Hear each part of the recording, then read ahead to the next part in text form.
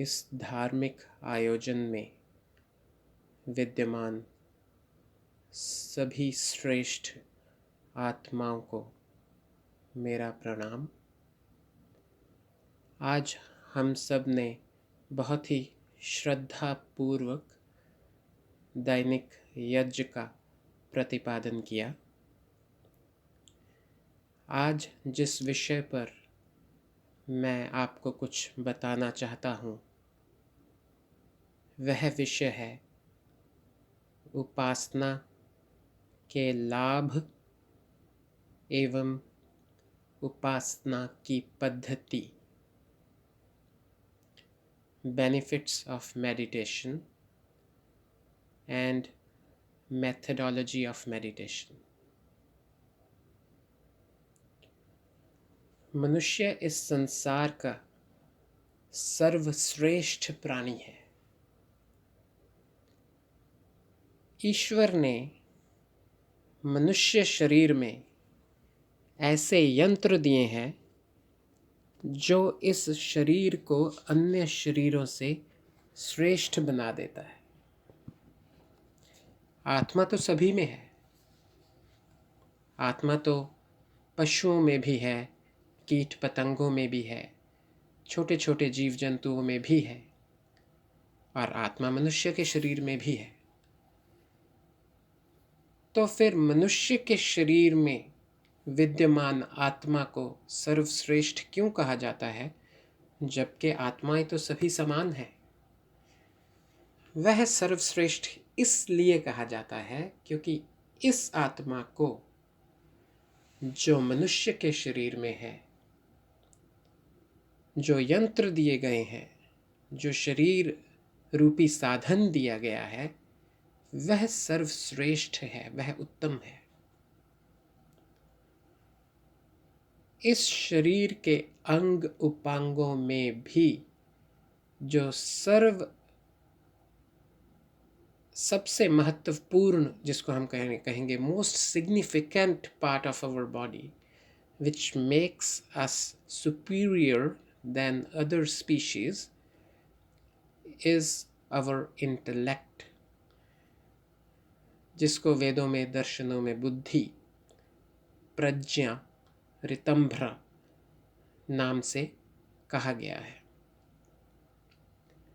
बुद्धि मनुष्य को इस ब्रह्मांड में सर्वश्रेष्ठ जीव बनाती है। इस बुद्धि के कारण मनुष्य कोई भी कार्य बिना प्रयोजन के, बिना अर्थ के, बिना लाभ के, बिना उस कारण का कारण जाने कभी भी नहीं करता। दर्शनों में एक शब्द आता है जिसमें कहा है कि मनुष्य का आत्मा बड़ा स्वार्थी है। यह जो हम दैनिक जीवन में स्वार्थ शब्द का प्रयोग करते हैं, वह स्वार्थ नहीं है। यहाँ स्वार्थ का अर्थ है स्वयं का अर्थ जानने हारा और स्वयं के अर्थ को पूरा करने वाला।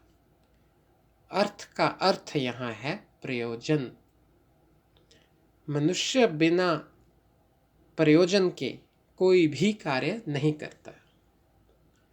मनुष्य यह देखता है कि मेरा इसमें क्या बेनिफिट है, What is in it for me, इसमें मेरे लिए क्या है।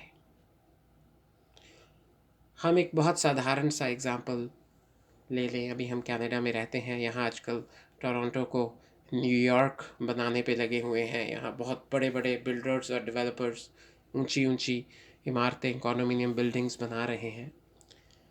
तो अगर कोई उस डेवलपर से पूछे कि क्या आप यह इतनी बड़ी बिल्डिंग बिना किसी प्रयोजन के बना रहे हैं,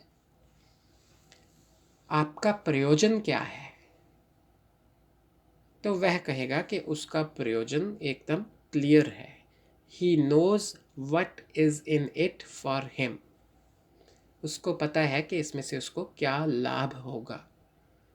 मॉनिटरी लाभ होगा ऑफ कोर्स, पर ही नोज।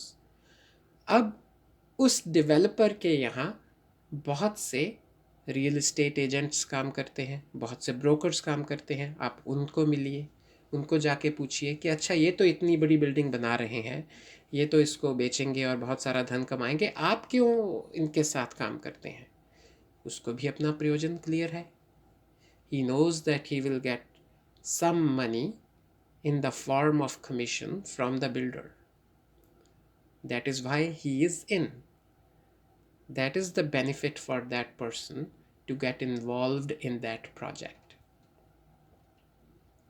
अब तीसरा उसी कड़ी का जो अन्य मेंबर है वह है इन्वेस्टर। आप इन्वेस्टर के पास जाइए और जाकर उससे पूछिए कि आप क्यों इस कड़ी में शामिल हैं, आप क्यों खरीद रहे हैं। उसका प्रयोजन भी बहुत क्लियर है।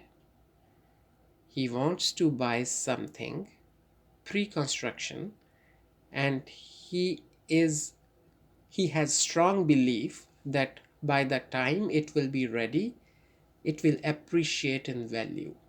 Plus he will rent it out for some time and make more money out of it. So सबके प्रयोजन क्लियर हैं, चाहे प्रयोजन यहाँ मटीरियलिस्टिक ही क्यों ना हो। बिना प्रयोजन के कोई भी व्यक्ति कोई भी कार्य नहीं करता। जब हमें किसी भी कार्य का प्रयोजन पता लगता है तब वह कार्य हमारे लिए अत्यंत महत्वपूर्ण हो जाता है, बहुत इम्पोर्टेंट हो जाता है।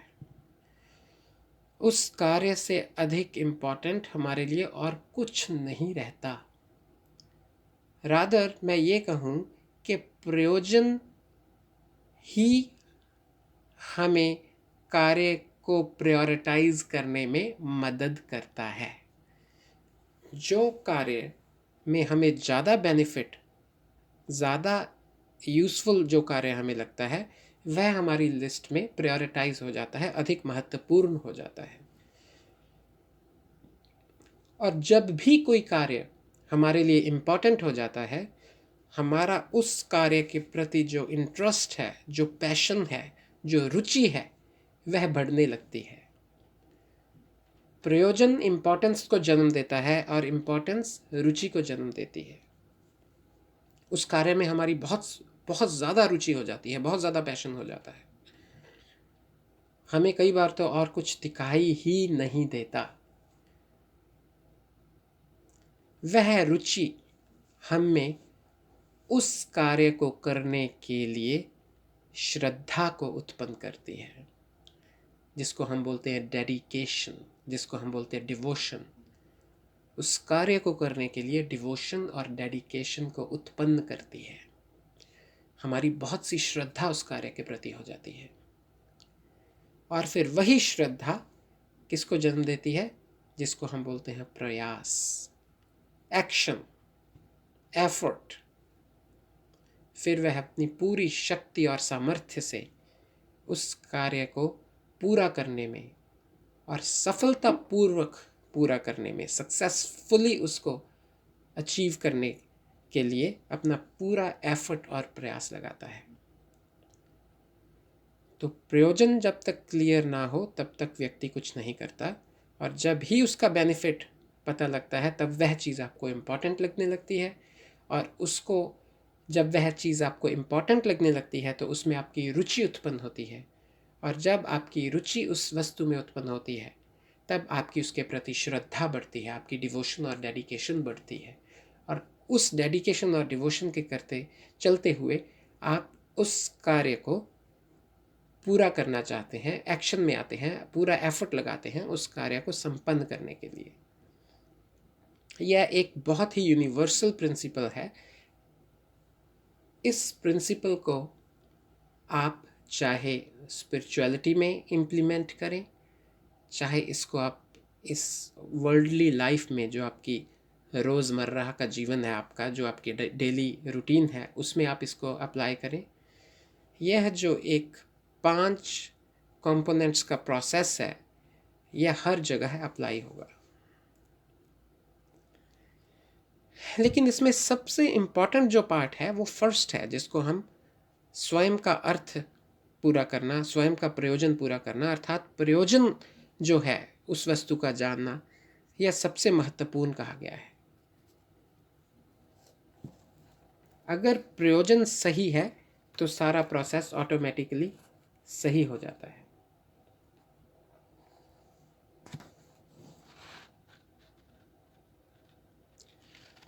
अब जब हम उपासना में बैठे हैं, क्योंकि हमारा आज का टॉपिक उपासना के ऊपर है, तो हम यह देखते हैं कि उपासना का क्या प्रयोजन है। अगर मैं उपासना करता हूँ तो इसका मुझे क्या बेनिफिट है, क्या यूज़ है, what is in it for me. मेरे लिए इस उपासना में क्या है। जब तक हमें यह क्लैरिटी नहीं होती तब तक हम उपासना को कभी भी महत्वपूर्ण नहीं समझेंगे और उसमें हमारी रुचि पैदा नहीं होगी और उसमें हमारी श्रद्धा पैदा नहीं होगी और हम उस उपासना को करने के लिए अग्रसर नहीं होंगे, उस उपासना को करने का प्रयास नहीं करेंगे। तो ऋषि मुनि और वेद यह कहते हैं कि उपासना को करने से व्यक्ति के 4 मुख्य प्रयोजन सिद्ध होते हैं। 4 बहुत बड़े बेनिफिट्स हैं। वो 4 बेनिफिट्स कौन से हैं? उसमें जो प्रथम बेनिफिट है वह है विशेष ज्ञान। यहाँ ज्ञान शब्द नॉलेज नहीं कहा गया है, यहाँ विशेष ज्ञान कहा गया है। एक बहुत खास और विशेष प्रकार का ज्ञान। दूसरा है विशेष बल। तीसरा है विशेष आनंद। और चौथा है विशेष गुण। यह 4 चीजें, 4 प्रयोजन उपासना सिद्ध करती है। अब इन चारों को थोड़ा थोड़ा समझ लेते हैं। ज्ञान तो नॉलेज को बोलते हैं, नॉलेज तो बहुत लोगों में है, लेकिन यहाँ विशेष ज्ञान को क्यों कहा है? विशेष शब्द यहाँ पे कीवर्ड है, इस पे बल देने की आवश्यकता है। इस संसार में 3 मूल तत्व हैं, 3 मूल पदार्थ हैं। उसमें एक नॉन लिविंग है और 2 लिविंग है। नॉन लिविंग क्या है? प्रकृति, जिसको हम मैटर कहते हैं। और लिविंग कौन कौन से हैं? Soul and God. ये 3 पदार्थ हैं जिसको संस्कृत में या हिंदी में हम बोलते हैं आत्मा, प्रकृति एवं परमात्मा।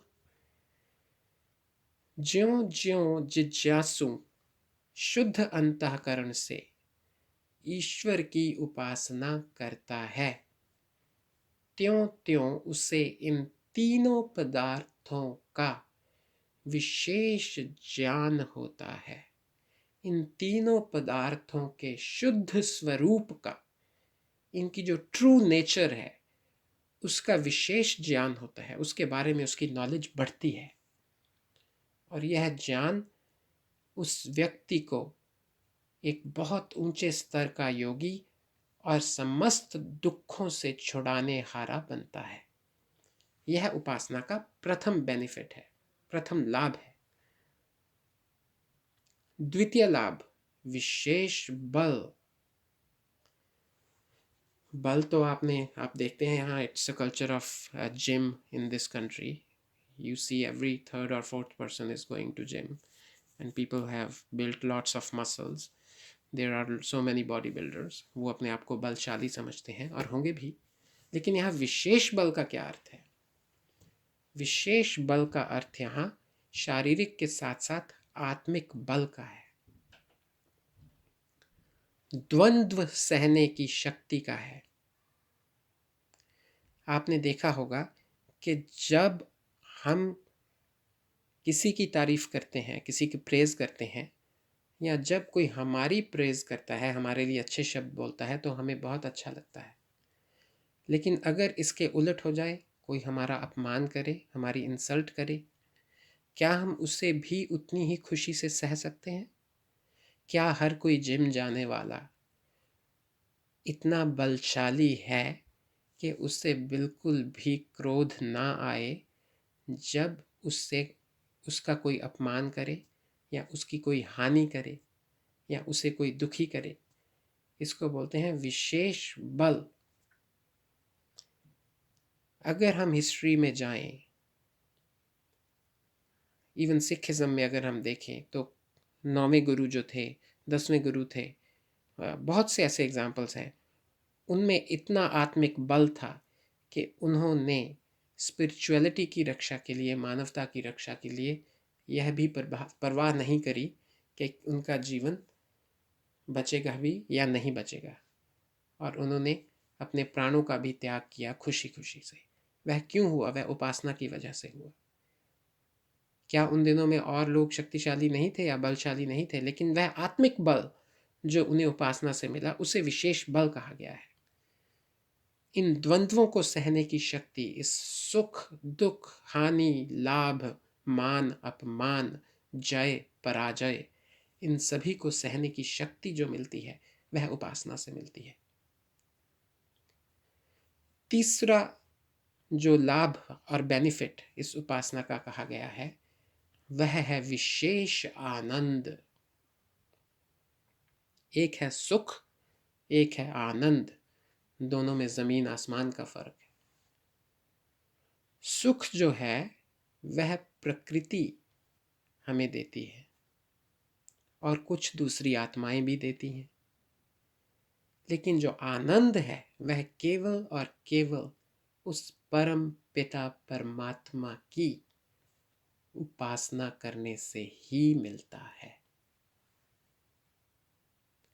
अब आप कहेंगे सुख और आनंद में अंतर बताइए। 3 मुख्य अंतर हैं सुख और आनंद में। सुख की जो क्वालिटी है वह इंफीरियर है, और आनंद की जो क्वालिटी है वो बहुत सुपीरियर है, प्योर है, वो एकदम सुपीरियर। उसमें कहीं कोई भी गिरावट नहीं है। जो सुख है उसमें दुख मिला हुआ है, सुख के अंदर ही दुख मिला हुआ है। मान लीजिए मुझे रसगुल्ले बहुत पसंद है और मैं एक रसगुल्ला खाता हूँ और मेरी इच्छा होती है दूसरे खाने की, तो इवन पहला भी या दूसरा भी जब मैं रसगुल्ला खाता हूँ, उसको खाते खाते उसके रस, उसकी खुशबू, उसकी ठंडक का स्वाद और सुख लेते लेते सबकॉन्शियसली मैं ये सोचता हूँ कि अरे यह तो डायबिटीज़ का कारण है, इससे मेरा शुगर लेवल बढ़ेगा, मुझे अपनी शुगर चेक करनी पड़ेगी, मुझे तो पहले ही डॉक्टर्स ने बोल रखा है कि तुम मार्जिन पे हो, तुम बॉर्डर लाइन केस हो। तो उस सुख को लेते लेते भी उस सुख में दुख मिला हुआ है। मैंने यहाँ मेरे कुछ दोस्तों ने कस्टम मेड घर बनवाए, 4000 square feet, 8000 up to 8000, 10,000 square feet. तो जब पूरा घर बना, जब बन रहा था, उस प्रोसेस में था, वो बहुत सुखी थे। लेकिन साथ साथ उन्होंने बताया कि 20 किस्म के हमें दुख थे। कॉन्ट्रैक्टर टाइम पे जॉब नहीं करके दे रहा था, जो क्वालिटी हमें एक्सपेक्टेड थी वो नहीं हो रही थी। और जब सब कुछ बन के तैयार हुआ तब हमें एहसास हुआ, ओह इस कमरे की डायरेक्शन तो ऐसी होनी चाहिए थी, लाइब्रेरी की तो लोकेशन ऐसी होनी चाहिए थी। हाँ, अब हमें समझ आ चुका है कि अगर अब अगला घर बनवाएंगे तो कैसा बनवाएंगे। तो उस सुख में दुख ऑलरेडी मिश्रित है। लेकिन उस उपासना में जो आप सुख करते हैं, उस सुख में किसी भी प्रकार का दुख मिश्रित नहीं है। तीसरी जो सबसे बड़ी बात और सबसे बड़ा अंतर इस भौतिक सुख और उस विशेष आनंद में है, वह यह है कि यह जो सुख है, यह सुख इंटरमिटेंट है। This happiness is not continuous. It will happen and then it will stop. It will happen again and then it will stop again. आजकल मैं सदगुरु को सुन रहा हूँ, तो वो कई बार एक वर्ड यूज़ करते हैं, people are living a constipated life. उसका अर्थ वो इस तरह से कहते हैं कि आप कुछ, जब आपका पेट साफ हो जाता है आप खुश हो जाते हैं, उसके बाद फिर कॉन्स्टिपेशन हो जाता है, आप दुखी रहते हैं, फिर कुछ दिनों बाद पेट साफ होता है, फिर खुश होता है। तो इंटरमिटेंट है। आप किसी भी व्यक्ति को ले लें, वो कॉन्टिन्यूअसली आपको स्टेट ऑफ हैप्पीनेस में नहीं मिलता। हैप्पीनेस कुछ क्षणों के लिए आती है और फिर चली जाती है, फिर आती है, फिर चली जाती है। लेकिन इस ईश्वर के द्वारा प्रदत्त उपासना में जो आनंद है, यह कॉन्टिन्यूअस है। The bliss you feel and you experience during and even after meditation is not intermittent, is continuous. The flow is same, the quality is same, and there is no impurity in it. That is the beauty of Anand. चौथा और आखिरी प्रयोजन, लाभ उपासना का, वह है विशेष गुण। विशेष गुण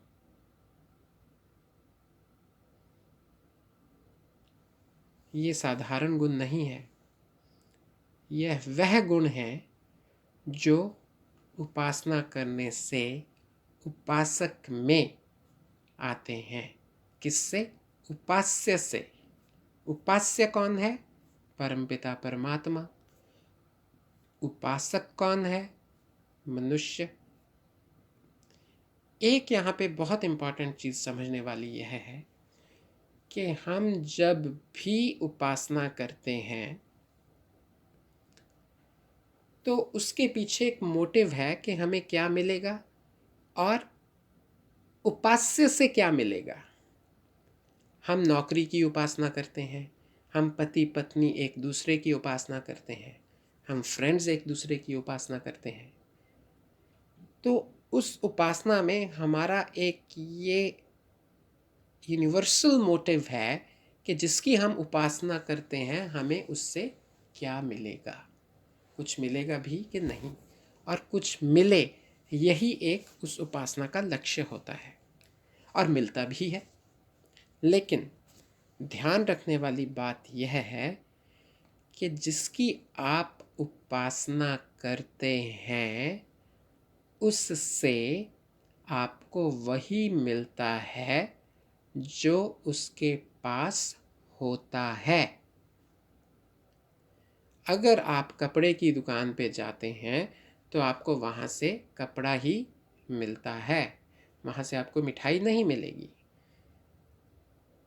इसी प्रकार ईश्वर की जब आप उपासना करते हैं तो आपको ईश्वर से वही मिलता है जो ईश्वर के पास होता है। ईश्वर के पास क्या है? विशेष गुण। वह विशेष गुण यह आत्मा इस ह्यूमन फ्रेम में रहते हुए, या मैं कुछ यूं कहूं कि इस ह्यूमन फ्रेम की जो लिमिटेशंस हैं उनके अनुरूप और उनके अनुसार जितने भी उन गुणों को धारण कर सकता है, विशेष गुणों को, वह गुण उसमें अवतरित होने लगते हैं। उन गुणों का उस आत्मा में अवतरण होने लगता है, वह गुण उस आत्मा में आने लगते हैं। तो यह उपासना का एक चौथा और श्रेष्ठ प्रयोजन है। अब आपको छोटा सा एग्जाम्पल देता हूँ। स्वामी दयानंद सरस्वती को जब यह आभास हुआ कि उनके भोजन में किसी ने जहर के साथ साथ कांच भी मिला दिया है, तब उन्होंने रसोइये को बुलाया, उसका नाम जगन्नाथ था। उन्होंने कहा कि मुझे आप सत्य सत्य बताना, क्या आपने कल रात्रि में मुझे भोजन या दूध दिया था उसमें कुछ गलत मिलाया था?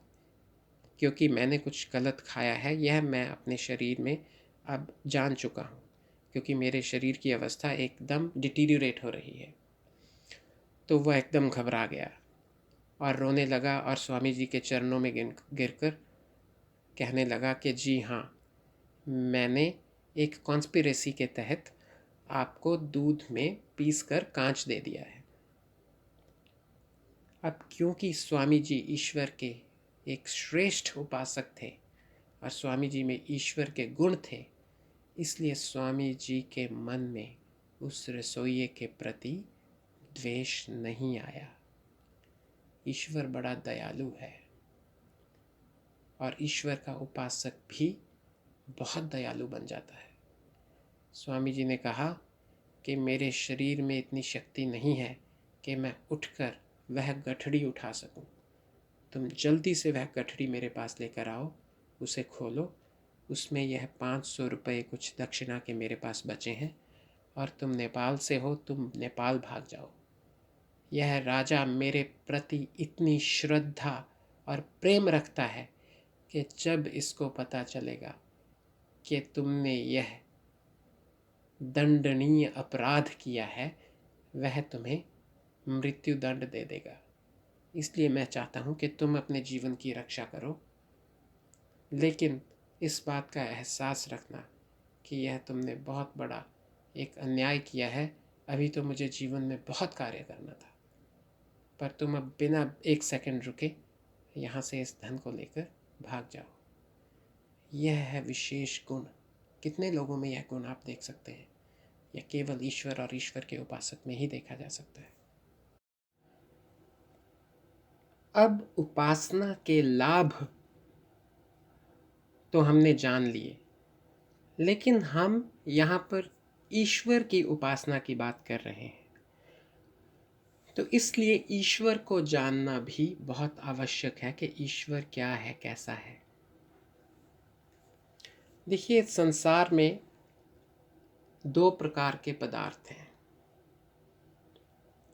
एक है लिविंग, एक है नॉन लिविंग, चेतन और जड़।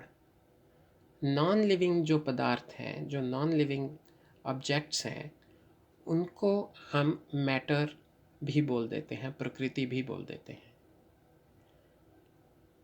अगर हमें किसी प्राकृतिक पदार्थ को जानना है तो वह किसी प्राकृतिक पदार्थ से ही जाना जा सकता है। किसी भी प्राकृतिक पदार्थ को प्राकृतिक पदार्थ से ही जाना जा सकता है।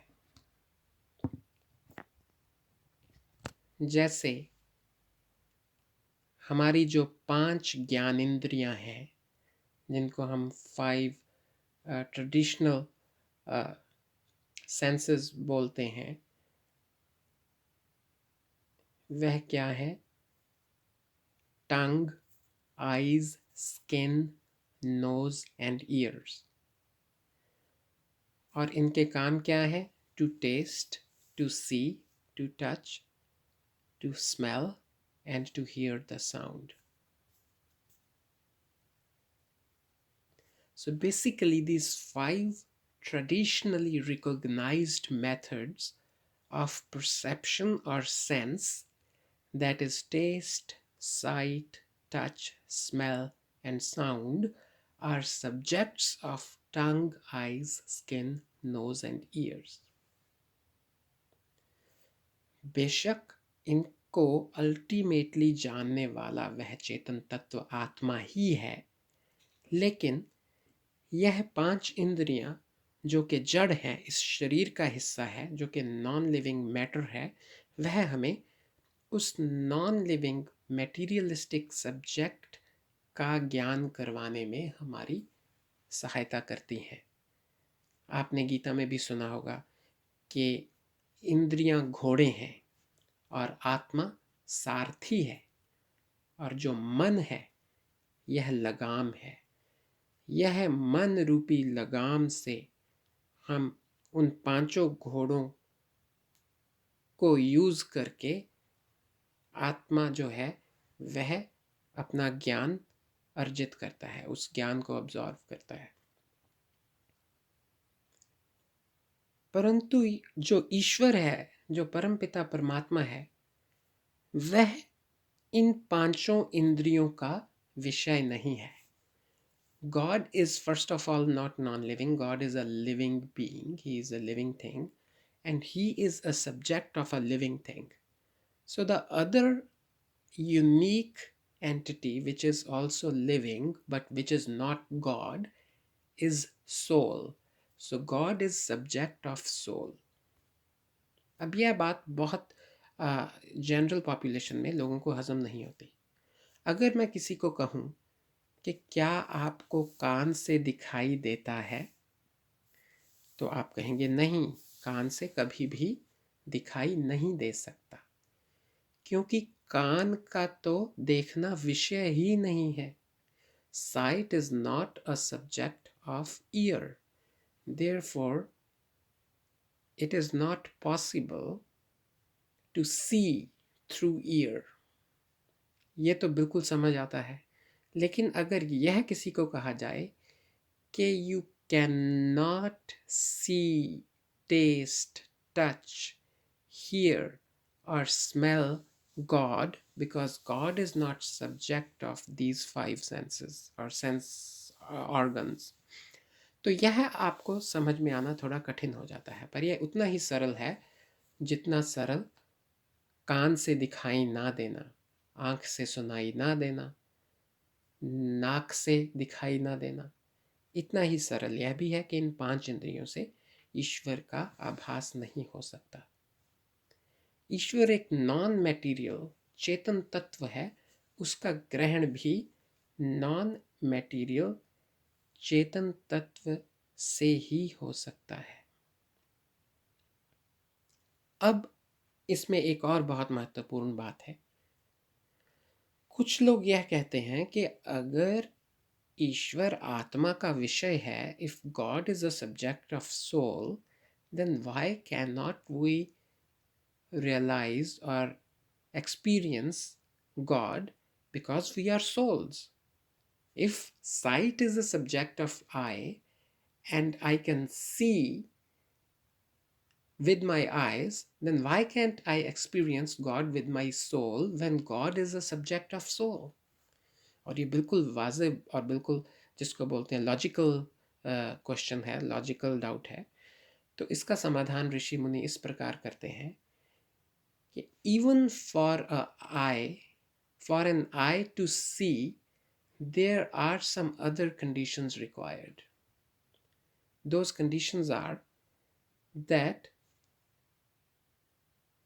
the space in which that eye is doing the function of seeing, that space should have enough light for the eye to experience the subject, to see the subject. अगर हम उन कंडीशंस को सूटेबल नहीं रहने देंगे तो आँख होते हुए भी और सामने वस्तु होते हुए भी हमें दिखाई नहीं देगी. जैसे कि अंधेरा, अगर हम अंधेरा कर दें, वहाँ पे लाइट ख़त्म कर दें, तो आँख भी है और सामने सब्जेक्ट भी है, लेकिन हमें दिखाई क्यों नहीं देता? क्योंकि कंडीशंस सूटेबल नहीं है. इसी प्रकार आत्मा भी केवल सूटेबल कंडीशंस होने पर ही अपने विषय को पकड़ती है, अपने विषय को धारण करती है, अपने विषय को एक्सपीरियंस करती है. शुद्ध कर्म, शुद्ध ज्ञान और शुद्ध उपासना, इन तीनों का लूप जो है, इन तीनों का अगर बैलेंस हम स्ट्राइक करते हैं, तभी सूटेबल कंडीशंस और एटमॉस्फेयर क्रिएट होता है जिसमें आत्मा अपने सब्जेक्ट को, ईश्वर को एक्सपीरियंस कर सकती है. अब इसमें एक और चीज़ ध्यान देने वाली है जो मैं आपको बताना चाहूँगा. वह यह है कि इस संसार में 2 प्रकार के पदार्थ हैं. एक है टेंजिबल, दूसरे हैं इनटेंजिबल. जो टेंजिबल पदार्थ होते हैं, they are very easy to compare and comprehend. We can identify, explore, and understand their true nature by using our senses.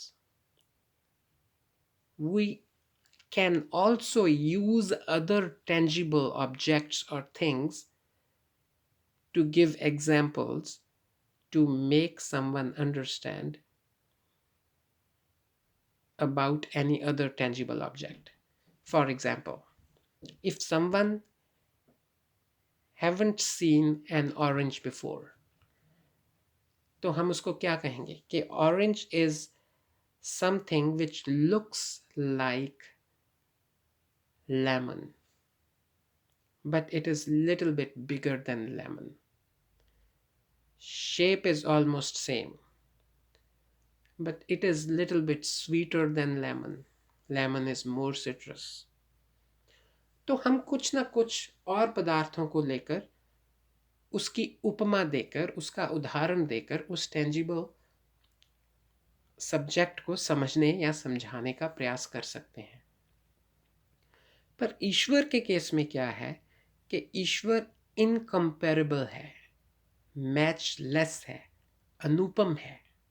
उसकी हम कभी उपमा नहीं दे सकते। ईश्वर की उपमा नहीं दी जा सकती।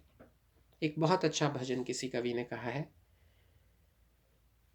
प्रभु तुम मणु से भी सूक्ष्म हो, प्रभु तुम गगन से विशाल हो।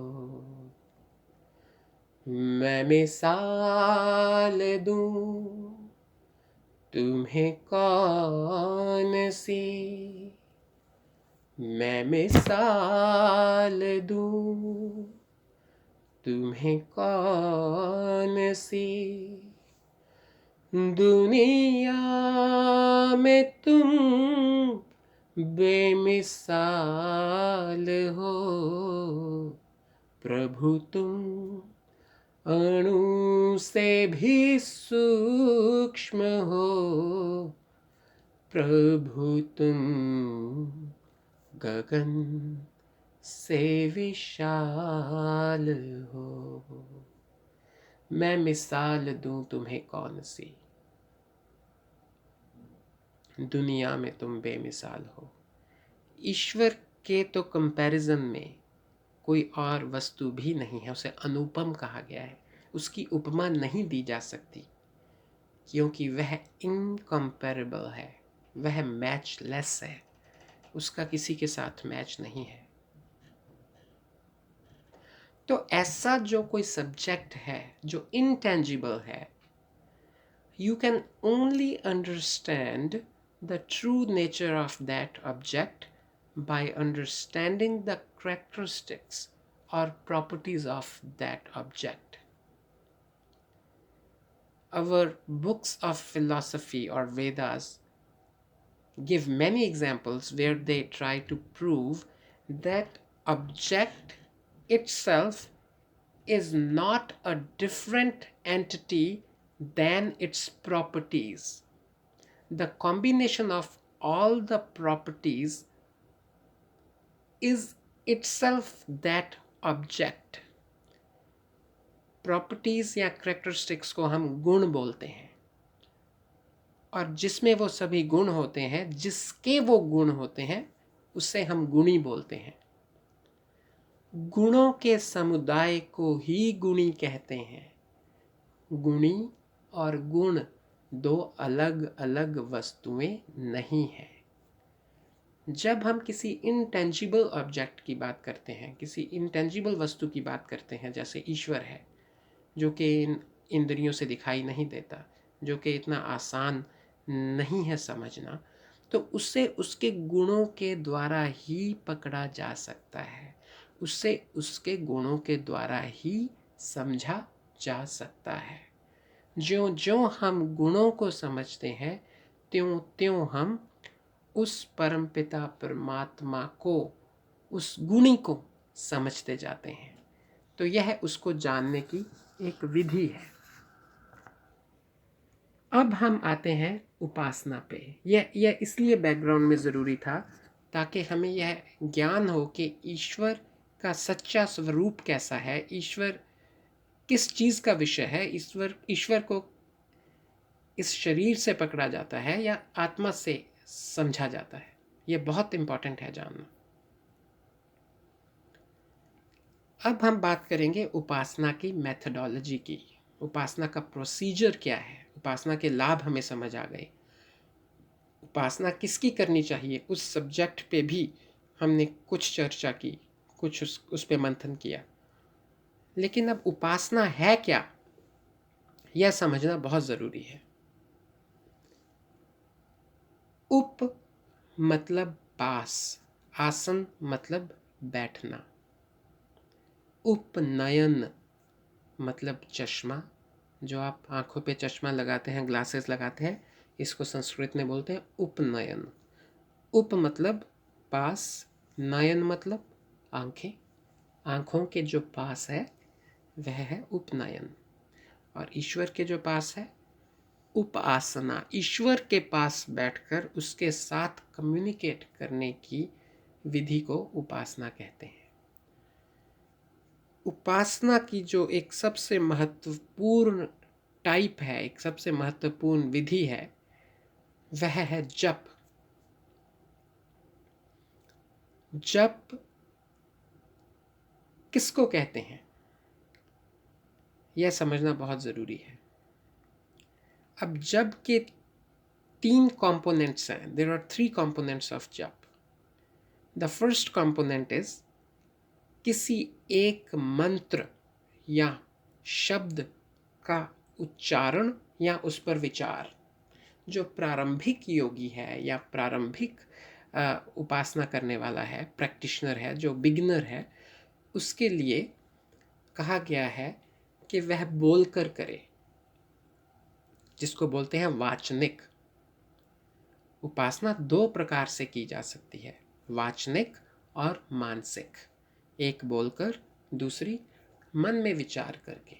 पर एक बिगिनर प्रैक्टिशनर के लिए यह बेटर है कि वह उसे बोलकर, आंखें बंद कर कर और बोलकर उपासना करे। तो जो फर्स्ट कंपोनेंट मैंने आपको जप का बताया वह है किसी मंत्र या शब्द का उच्चारण, और जो दूसरा कंपोनेंट है वह है उसके अर्थ का विचार, उस शब्द के अर्थ का विचार करना। बिना अर्थ के शब्द अपना महत्व खो देता है, बिना अर्थ के शब्द को समझा नहीं जा सकता। फॉर एग्जाम्पल, एक बहुत छोटा सा बच्चा है, उसने कभी भी काव नहीं देखी, गाय नहीं देखी। हम उसको कहें COW काव, अब वो काव बोल तो देगा। जब तक हम उसको वो ऑब्जेक्ट नहीं दिखाएंगे, उसका मीनिंग नहीं दिखाएंगे, तब तक उसको समझ में नहीं आ सकता कि ये काव चीज़ क्या है। उसके अर्थ पर जब तक हम नहीं जाएंगे तब तक उस शब्द का कोई भी मीनिंग नहीं है, कोई भी मायने नहीं है। तभी कहा गया है कि हम यज्ञ में भी जो मंत्र पढ़ते हैं, जब तक हमें उनके अर्थ नहीं पता तब तक उन मंत्रों को भी पढ़ने का बहुत अधिक लाभ नहीं होता। मंत्र या शब्द का उच्चारण, उसके अर्थ पर विचार, और सबसे महत्वपूर्ण ईश्वर समर्पण, ईश्वर में श्रद्धा। समर्पण किससे आता है? श्रद्धा से। ईश्वर में रुचि, डेडिकेशन, डिवोशन, पैशन, ईश्वर के प्रति पूर्ण रूप से समर्पण।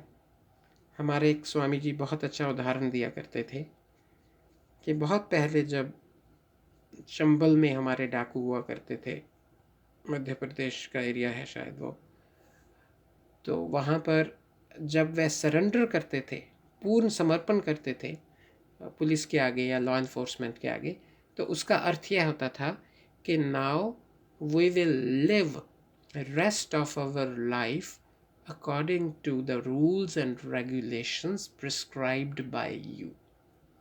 We won't do anything of our own.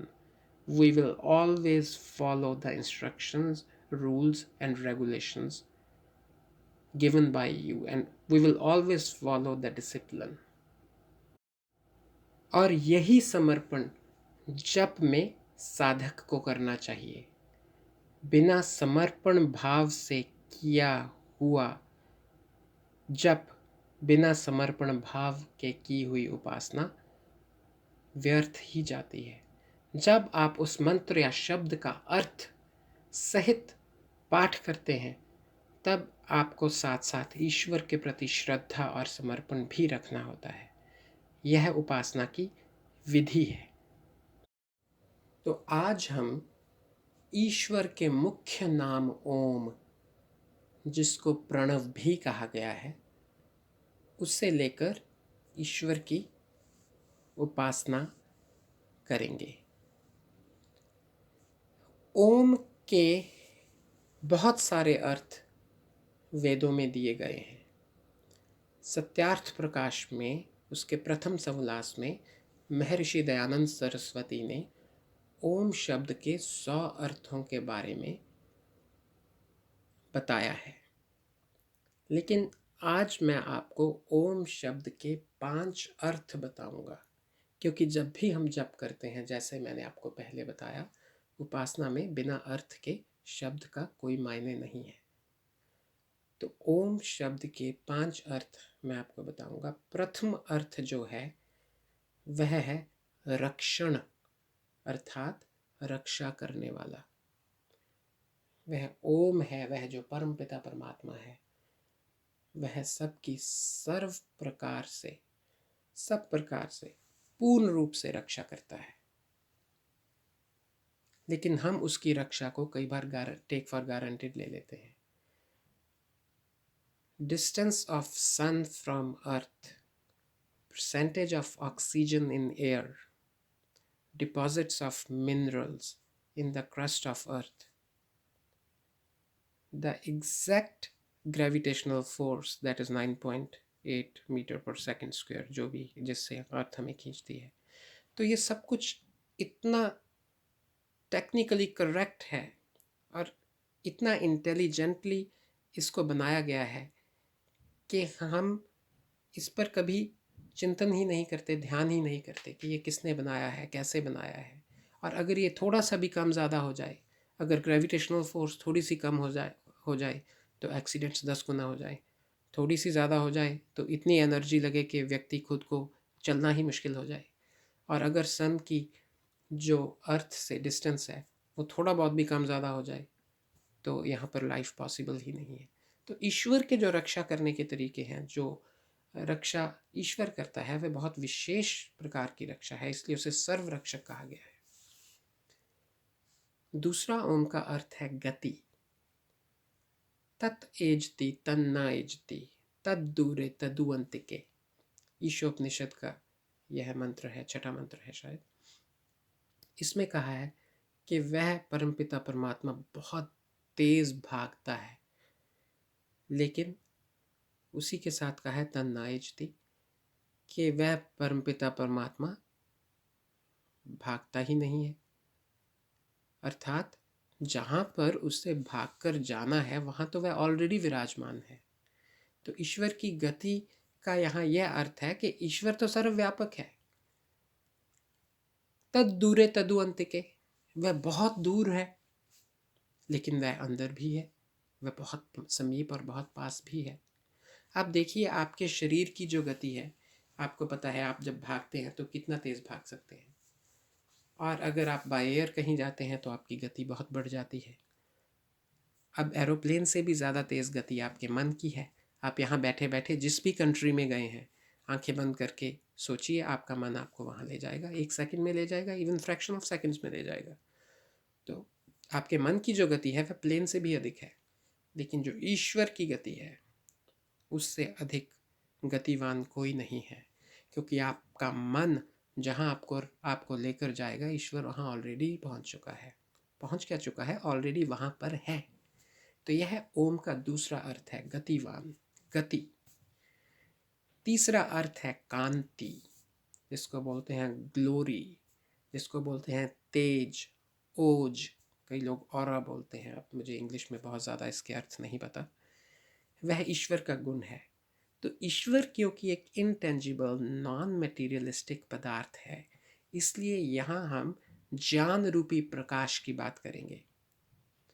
वह सर्वज्ञ है, वह सृष्टि के प्रारंभ में अपने ज्ञान से, 4 वेदों के माध्यम से मानव जाति के कल्याण के लिए ज्ञान देने वाला ज्ञान रूपी प्रकाशक ईश्वर है। यहाँ ज्ञान का, तेज का, ओज का, कांति का यह अर्थ हमें लेना पड़ेगा।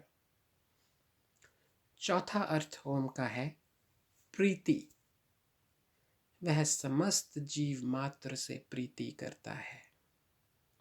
ईश्वर कभी भी किसी से द्वेष नहीं करता, और हम, जो कोई हमसे द्वेष करता है उससे द्वेष करते हैं, और जो कोई हमसे प्रीति करता है उससे प्रीति करते हैं। और कई बार तो हम इतने डिटीरियोरेट भी हो जाते हैं कि जो कोई हमसे प्रीति करता है हम उससे भी द्वेष करने लगते हैं।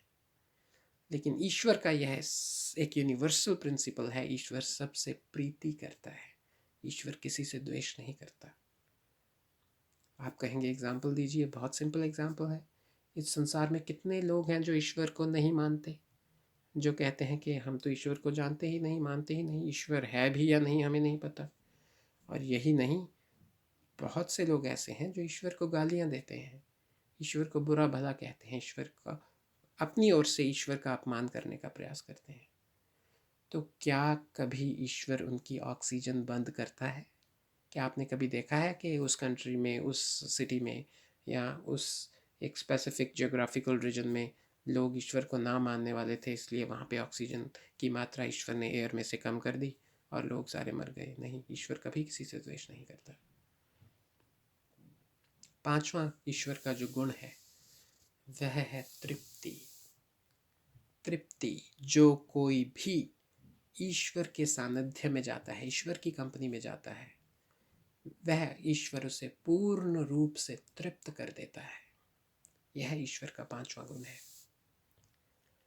हम इस संसार में बहुत से काम करते हैं जो हम तृप्ति के लिए करते हैं। एक छोटा सा एग्जाम्पल, भोजन।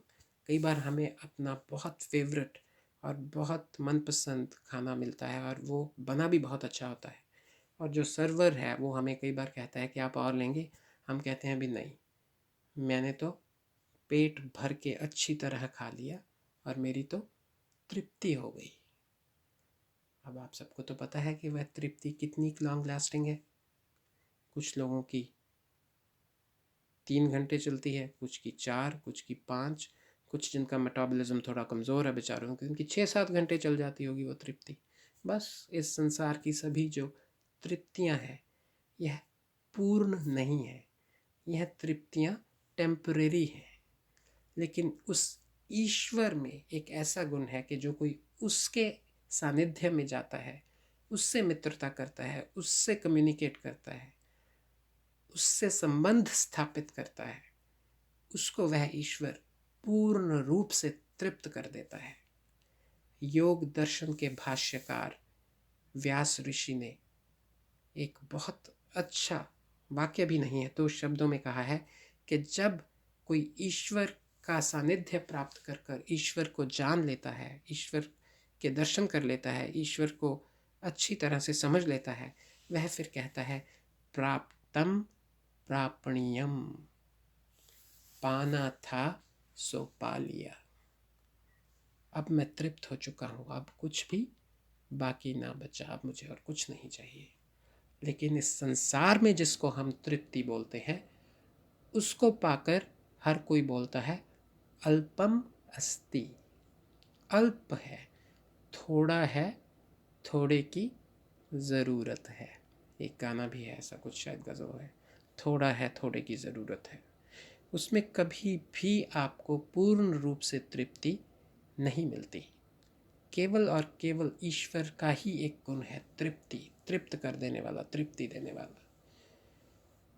तो हमने ओम के इन 5 अर्थों को जाना, और आपको मैंने पहले कहा था कि जो कोई इनटेंजिबल पदार्थ है उसको जानने का सबसे अच्छा तरीका और केवल एकमात्र तरीका जो है वह उसके गुणों को जानना है। तो ओम के इन 5 अर्थों में उस परम पिता परमात्मा के 5 गुणों का, हमें 5 गुणों के बारे में बताया गया। अब मैं आपको एक बहुत छोटी सी कहानी सुनाता हूँ, आप लोग पूरा ध्यान से उस कहानी को सुनिएगा। एक राजा था, वह बहुत बलशाली था। जब भी कभी कोई दूसरा देश उसके साम्राज्य पे आक्रमण करता तो वह अपनी सेना के साथ बलपूर्वक उससे युद्ध करके अपनी प्रजा की रक्षा करता था, रक्षक था अपनी प्रजा का। और युद्ध में जब उसका रथ दौड़ता तो उसकी गति को देखकर बड़े से बड़े योद्धा और प्रतिद्वंदी भी घबरा उठते थे। इतनी तेज गति थी बिजली की तरह उसके रथ की। उसकी लंबी भुजाएं, चौड़ी छाती, ऊंची डील डॉल को देखकर और उसके चेहरे की कांति को देखकर हर कोई प्रभावित हो जाता था और सभी देशवासी उससे बहुत प्रीति करते थे। कभी कभी वह अपना वेश बदलकर एक फॉरेन से आया हुआ ट्रेडर बनकर, एक व्यापारी बनकर लोगों में जाता और उनसे पूछता, आपका राजा कैसा है, क्या आप खुश हैं? तो लोग यही बोलते कि राजा तो इतने अच्छे हैं कि हम सब तृप्त हैं, हमारी तो तृप्ति हो चुकी है।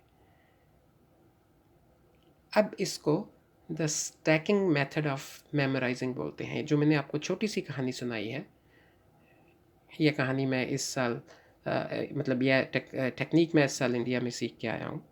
एक हमने वहाँ पे वर्कशॉप अटेंड की थी, वहाँ पे हमें सिखाई गई थी। इसको बोलते हैं the stacking method of memorising. इस छोटी सी कहानी में ईश्वर के पांचों गुणों का या ओम के पांचों अर्थों का वर्णन है।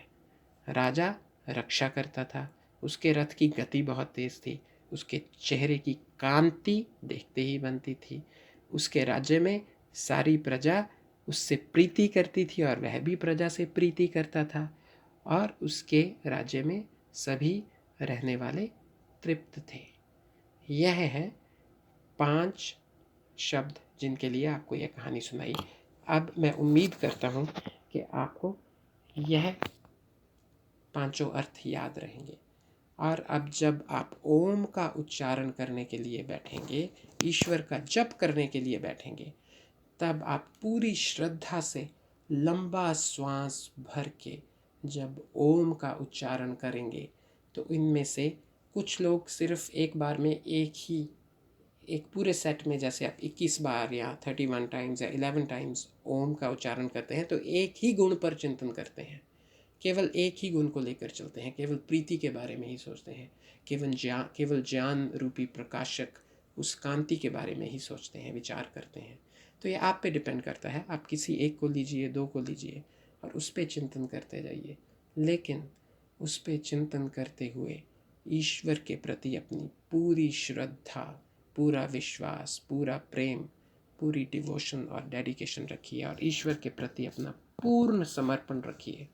अगर आप इस प्रोसेस को लगातार करेंगे और इसको करते हुए अपने जीवन में जो उपासना काल के अतिरिक्त समय है, जिसको हम व्यवहार काल बोलते हैं, क्योंकि उपासना तो आप 20 मिनट, 25 मिनट, आधा घंटा, 1 घंटा ही करते हैं, लेकिन उसके अलावा भी दिवस में 23 आवर्स, 23.5 आवर्स जो टाइम बचता है, उसको बोलते हैं व्यवहार काल। उस व्यवहार काल में भी अपने जीवन को अच्छा और ईश्वर के द्वारा बनाए हुए नियमों के अनुसार चलाने का प्रयास करेंगे तो आपको उपासना में अवश्य ही सफलता प्राप्त होगी और उपासना में बताए गए सभी लाभ आपको मिलेंगे। और जब आपको लाभ मिलने लगेंगे, आपकी रुचि बढ़ने लगेगी, और रुचि बढ़ने लगेगी तो उपासना आपको सबसे इम्पोर्टेंट लगेगी। आप किसी भी काम को छोड़ दोगे, लेकिन उपासना को आप कभी नहीं छोड़ोगे, और उपासना के प्रति आपका प्रयास बढ़ेगा और उस प्रयास के साथ साथ आप उस उपासना में अधिक से अधिक लाभ प्राप्त करने लगेंगे। इसी आशा के साथ मैं अपनी वाणी को विराम देता हूँ। ओम शम। धन्यवाद।